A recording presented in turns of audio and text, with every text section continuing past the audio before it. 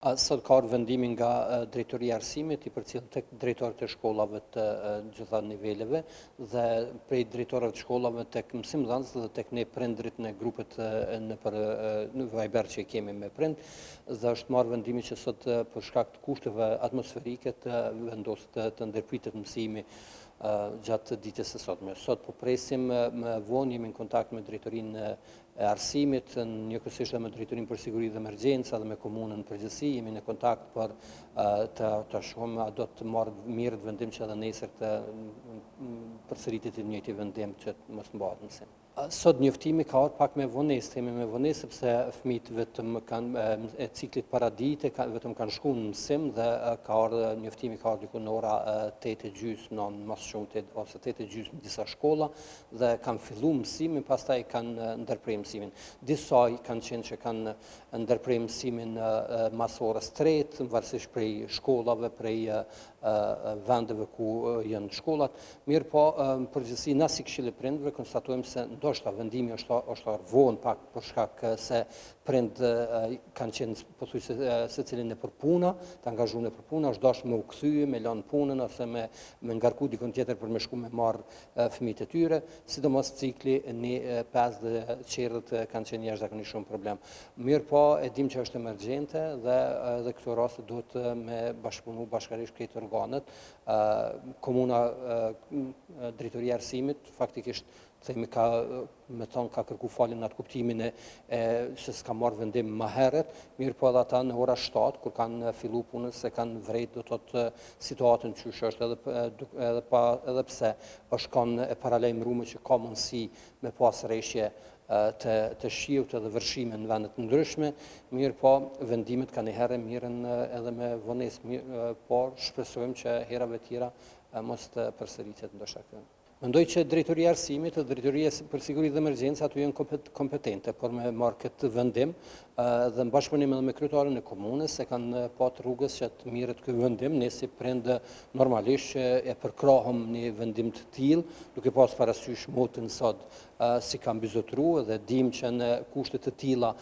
jo që nuk ka kushte për mësim nëpër shkolla se nëpër objekte shkollore ka kushte, mirë po vajtjet e ardhjet janë jashtëzakonisht shumë të vështira. Po shpresojna që të rregullohet edhe kjo pjesa e vajtjeve të ardhjes, sidomos të ciklin 1-5 që të kemi kombibus apo autobus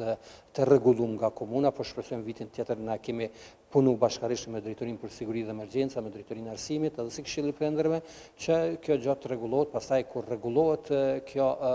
që të jenë autobuset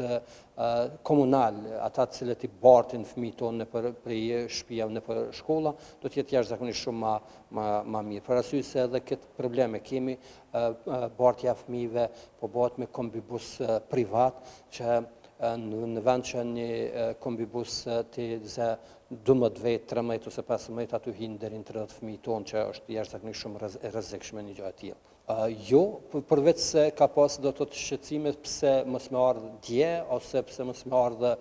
sot më herët para se mi dërgu fëmin në shkolla, ndoshta ka mujt Drejtoria për Siguri dhe Emergjenca dhe Drejtoria e Arsimit me marrë këtë vendim